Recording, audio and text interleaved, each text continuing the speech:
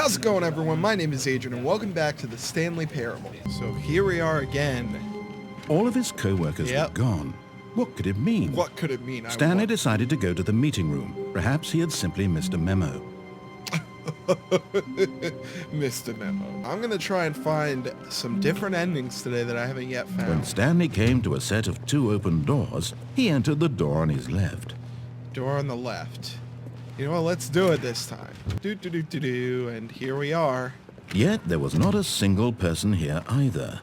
Feeling a wave of disbelief, Stanley decided to go up to his boss's office, hoping he might find an answer there. Okay. The broom closet. The good old broom closet. You know what? I'm not even going to bother going in there. I don't want to hear the narrator talking all his nonsense. Coming to a staircase, Stanley walked upstairs to his boss's office. All right. So we are upstairs. Yes. Stepping into his manager's office, Stanley was once again stunned to discover not an indication of any human life.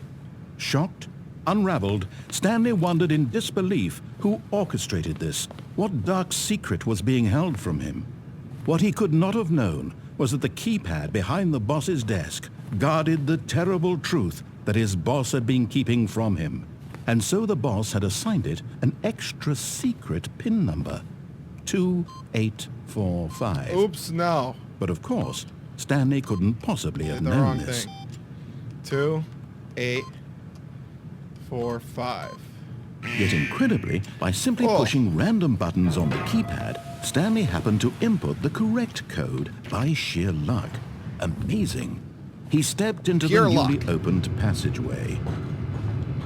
Aha! Back to this very scary red room. Let's go down. Down we go. Descending deeper into the building, Stanley realized he felt a bit peculiar. It was a stirring of emotion in his chest, as though he felt more free to think for himself, to question the nature of his job. Why did he feel this now, when for years it had never occurred to him? This question would not go unanswered for long. No, it would not. Okay. So Stanley walked straight ahead through the large door that read Mind Control Facility. I've already been in there, so this time I'm going to go this way and see what lies ahead. Although this passageway had the word escape written on it, the truth was that at the end of this hall, Stanley would meet his violent death. Okay. Do I want to go this way? Will it let me back out? It will. You know what? Let's push on ahead to my violent death. Is this the thing that's gonna kill me? If it was, I would assume it would be like in the middle of the hall, and then I step on it and like smacks. Oh, jeez, that actually hurt. The door behind him was not shut.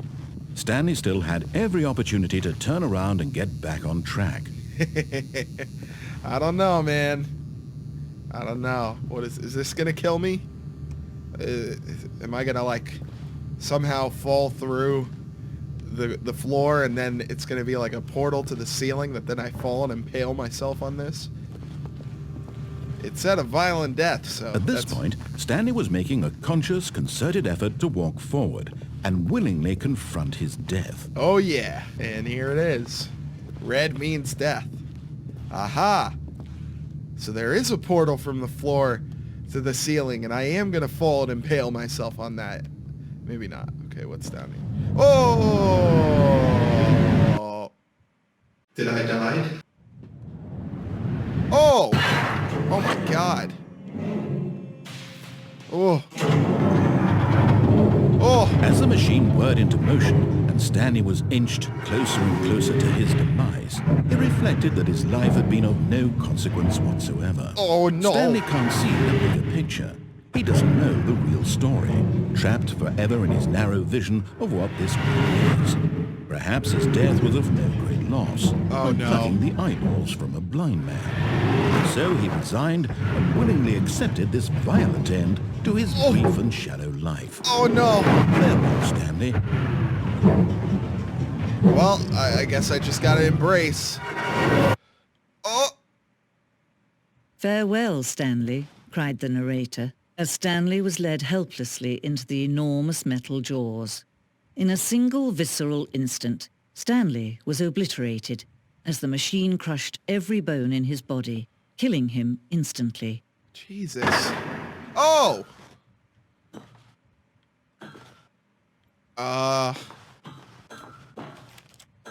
I guess not then. Okay. That's fine by me. Oh. And yet it would be just a few minutes before Stanley would restart the game, back in his office, as alive as ever. What exactly did the narrator think he was going to accomplish? When every path you can walk has been created for you long in advance, death becomes meaningless, making life the same. Do you see now? Do you see that Stanley was already dead from the moment he hit start? Oh. Okay then. Nature paintings. Oh, how nice. Oh, how pretty. Oh, how peaceful and wonderful. Turns out I'm dead. Stanley's computer. I can't type anything. Office layout. I thought that said default for some reason. Office layout. This blueprint shows the office from the beginning of the game. The path from Stanley's office to the two doors was the first part of the game that was built.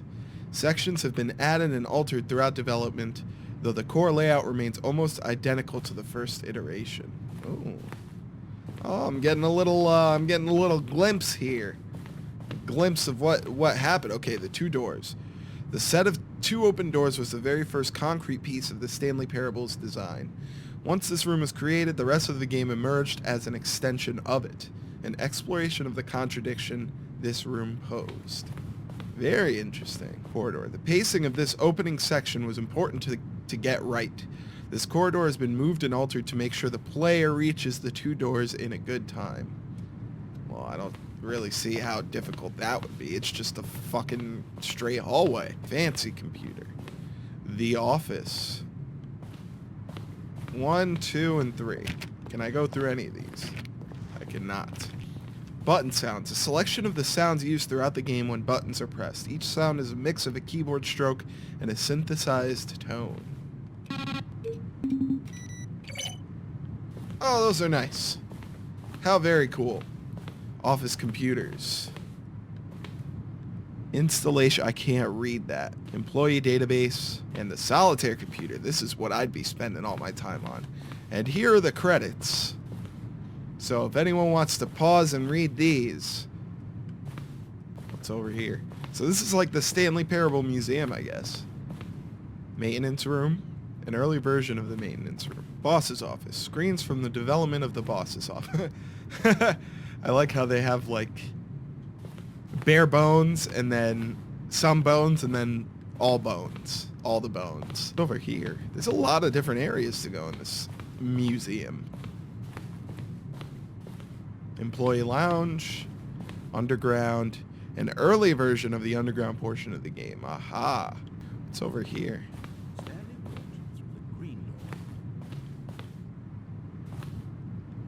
Narration outtakes. Kevin Brighting, the voice of the narrator, recorded dialogue for the entire game roughly 3 separate times over the 2 years of development. These are clips from early takes that were not used in the final game. Oh, I don't know. How about they're throwing a surprise party for him for all his button pushing? Does that sound plausible to you? Oh my god. Okay, there's too much talking going on there. Let's go back. This is really cool. This is interesting.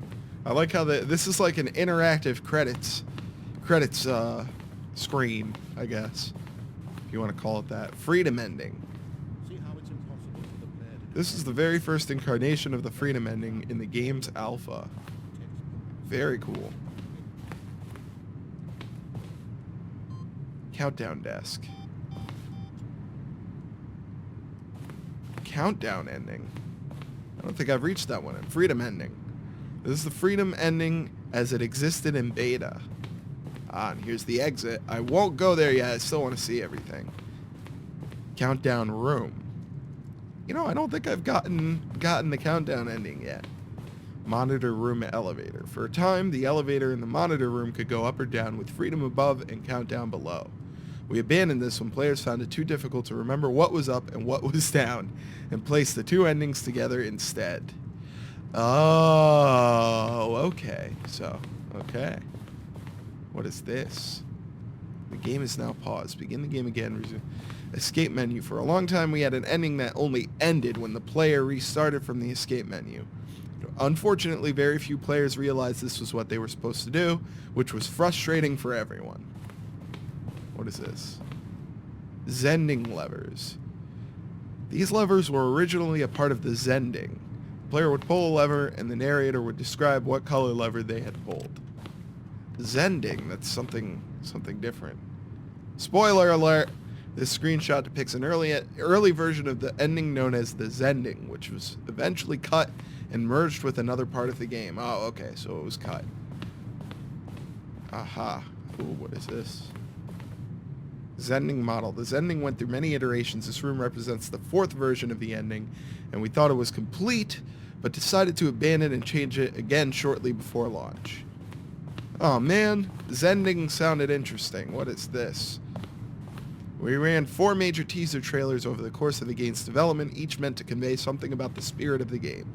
This is the first one released in May 2012. It features a series of broken rooms and the voice of the narrator informing viewers that he is preparing a new version of the Stanley Parable. Very cool. I won't watch that now because it's consuming a lot of time. Cargo lift. Another cargo lift. I hear a clock. The apartment timer. In a previous version of the choice leading to the apartment ending, a timer would give you 15 seconds to pick up the phone. Not picking up the phone would lead to a different ending. Oh. The office again. Narrator emails. So we asked people to email the narrator for questions while we initially plan to use these in further promotional materials. Okay. Will the game feature capybaras? Oh, that would have been nice. Ooh, look at this. Oh. This is really cool. I like that they added this. I'm going to peruse this area a little more in depth on my own. Warzone. Early in development, we designed an ending where Stanley would end up on a battlefield fighting aliens. The action game would become sentient and would wage war against the narrator. We realized shortly after starting to build it, that it was far too jokey and on the nose for the tone of the game. Plus, some people interpreted it as making fun of people who like shooters, which was not our intention. I understand. That would have been really cool, though. I would have wanted that. I would have wanted to see that and experience it. Stanley's office. From left to right, the evolution of Stanley's office over time. First was created in November 2011, second in March 2012, and the third in February 2013. Wow, I feel old. I feel really old, and I'm not even that old. All right, well, I've spent enough time in this museum, so I'm going to exit and go back to the beginning. Oh, look at these two. How they wish to destroy one another. How they wish to control one another. How they both wish to be free. Okay, I kind of want the old narrator back. Can you see? Can you see how much they need one another? No, perhaps not. Sometimes these things cannot be seen. But listen to me. You can still save these two. You can stop the program before they both fail. Push escape and press quit. There's no other way to beat this game. As long as you move forward, you'll be walking someone else's path. Stop now with me, your only true choice. Whatever you do, choose it. Don't let time choose for you. Don't let time... Okay. I wonder if I should have done what she said. Did I just break the game?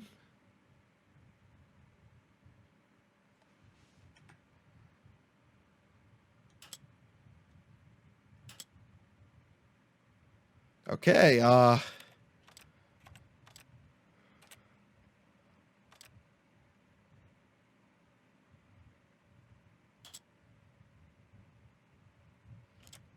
I guess I have to begin the game again. I don't know. I don't know if I technically got that ending. Stanley knew the office layout like the back of his hand. It was only a matter of time before he found the others, wherever they were. Just a matter of time. Okay, well, this looks a little different because these screens didn't have that before. And now almost every screen, every computer screen, has that on there. So is this different? When Stanley came to a set of 2 open doors, he entered the door on his left.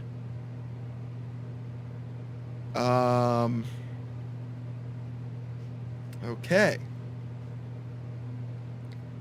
One second, please.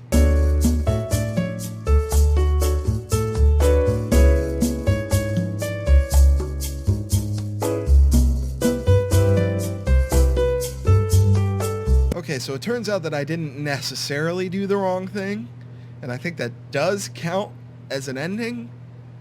But anyway, that's all the time I have for this video. I hope you all enjoyed, and if you did, be sure to leave a like down below and leave a comment with any opinions or suggestions for games you want to see me play in the future. And if you like what I'm doing on this channel, make sure you hit that subscribe button down below to stay up to date on my videos. I try to put up at least 5 videos a week, so stay tuned for more. Once again, thank you all so much for watching this video, and I can't wait to see you all in the next one. Take it easy.